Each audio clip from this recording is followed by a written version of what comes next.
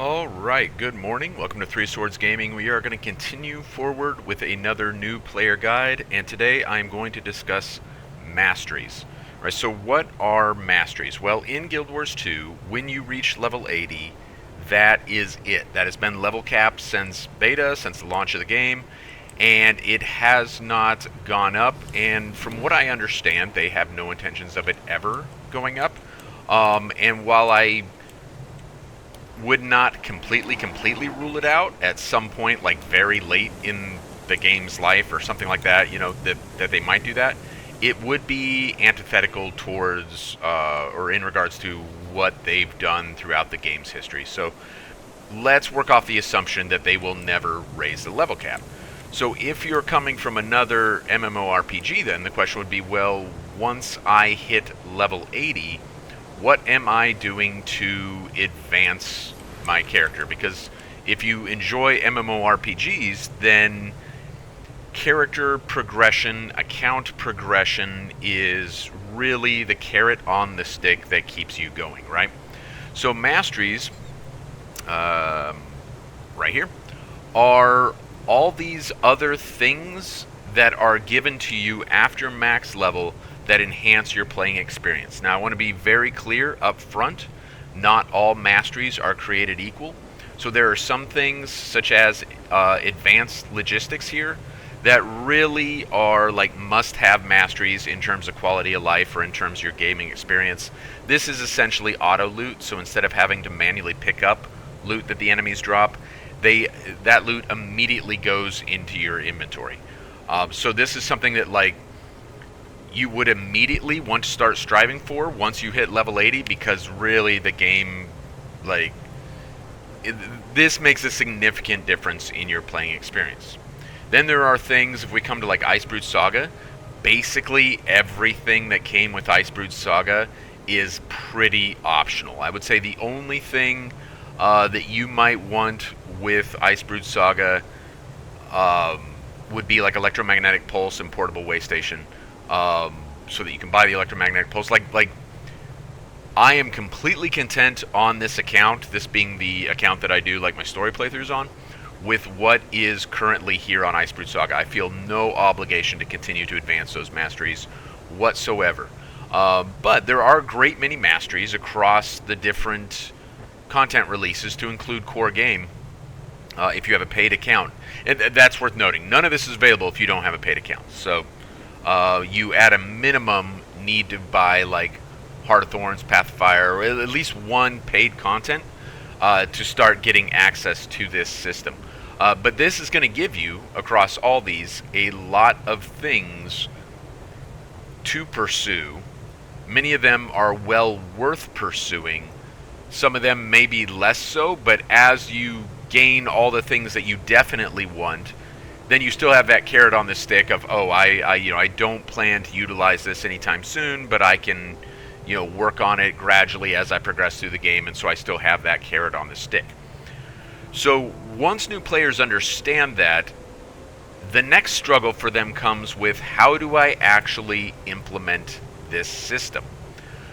That's really the core thing that I want to show right now, because they get very concerned. So we'll hit level 80, and then they'll see their bar at the bottom of the screen where their experience used to be will be blank, and probably there won't even be anything here at first. And they'll be like, okay, well, I've been told now that I'm going to engage with the mastery system. How do I actually do that? So first of all, most masteries, most of the things that we previously saw there, are unlocked through story play. So you start the story, with the exception of Central Tyria, which immediately becomes available on a paid account once you hit level 80. All the rest of this is going to be generally unlocked through story play. You start playing through Heart of Thorns, and it says, hey, now gliding is available to you. Now it's a lore, and usually it'll cue you towards a specific one. Like, hey, to advance in the story, get bouncing mushrooms. To advance in the story, get exalted markings, whatever the case may be. And gradually you start unlocking access to them.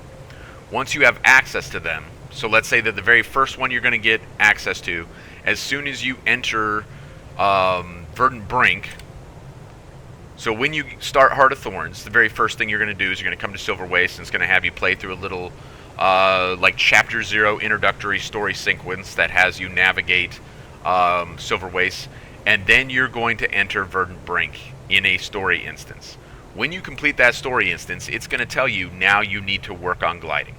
So now you will have access to start working on this very first glider basics. There are two things you are going to need to unlock glider basics. The first one is you're going to need to acquire a mastery point. Then you are going to need to fill the experience bar to spend that mastery point and thus unlock the mastery. So we're at that point right now with New Hawk lore here, except the mastery bar is full.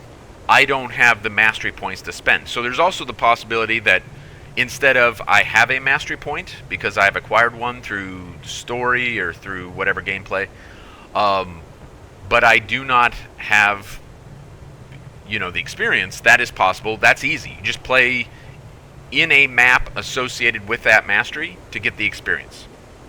So for the Heart of Thorns stuff, that would be the actual Heart of Thorns maps, right? Verdant Brink, Auric Basin, Tangled Depths, Dragon Stand, or because Living World Season 3 was tied to Heart of Thorns, it could be any Living World Season 3 map. So for example, I can also work on that experience in Bloodstone Fen, or I can work on it where I'm at now in Lake Doric, or any of those maps, right?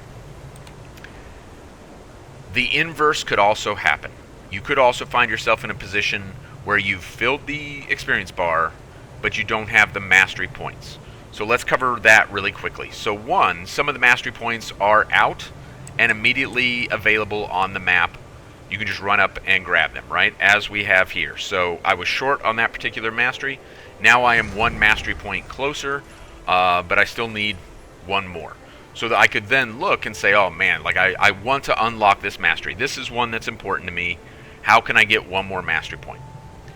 Come over here to achievements. As you look down these various tabs, you will see the mastery symbol next to a whole bunch of different things. If I see the color associated with the mastery I'm pursuing, and for Heart of Thorns, that's this green right here. For Path of Fire, it's the purple. For End of Dragons, it's a very bright blue. Secrets of the Obscure, you see it's yellow. Janthier Wilds, it's a darker blue.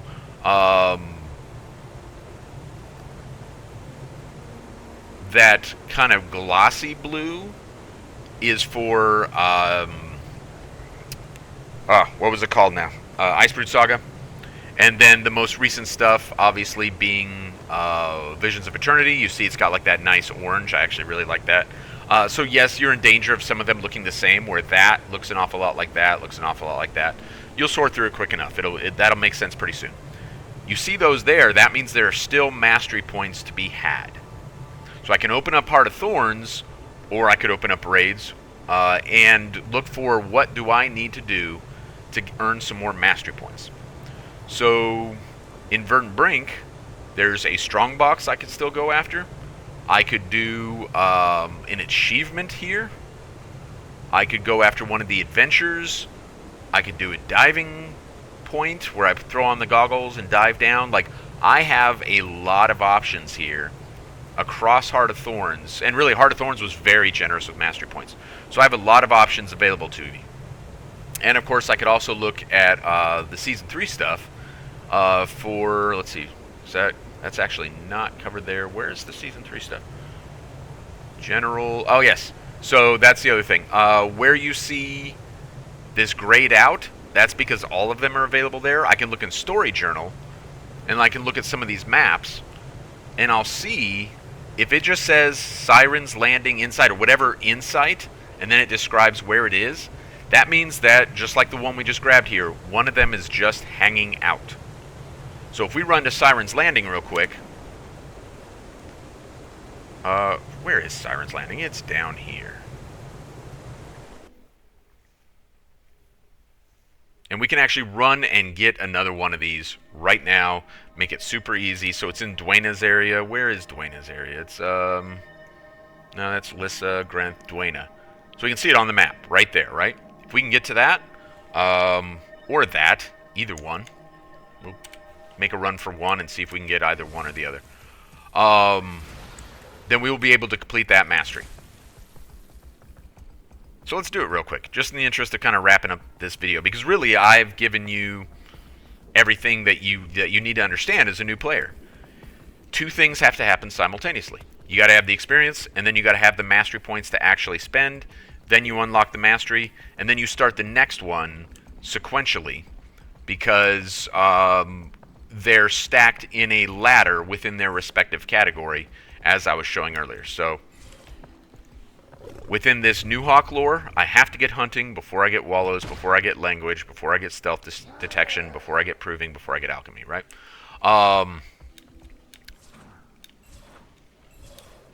I would recommend, in fact, maybe we'll cover it again. Yeah, I probably didn't want to be low down here. I probably wanted to stay high, but not a big deal. I would recommend identifying which masteries you want to prioritize,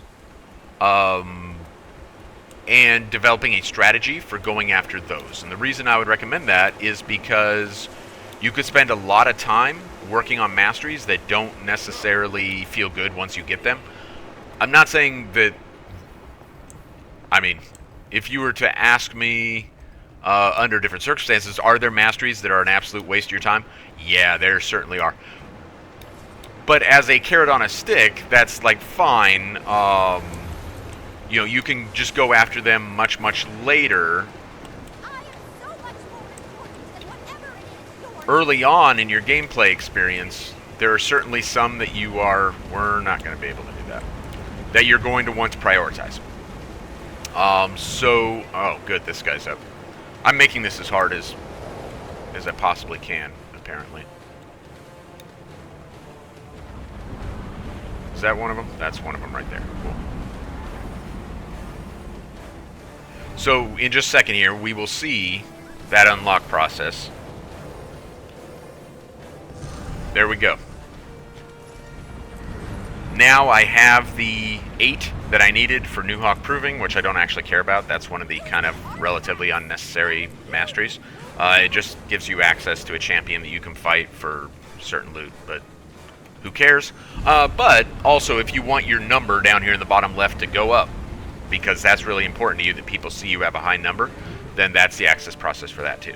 Now that I have that, I can start working on this, and whereas previously all the experience I was getting was actually getting wasted because I hadn't completed those masteries, now it's not. Now I can pursue 4,313,000 more experience, and I can feel that satisfaction of my experience being useful. So to wrap this up, which masteries do I absolutely recommend that you definitely go for a positive experience? Advanced logistics, absolutely. As much of gliding as possible, absolutely. Within the New Hawk lore, New Hawk Wallows, really important on in the Heart of Thorns maps. So for playing Heart of Thorns, strongly recommend that.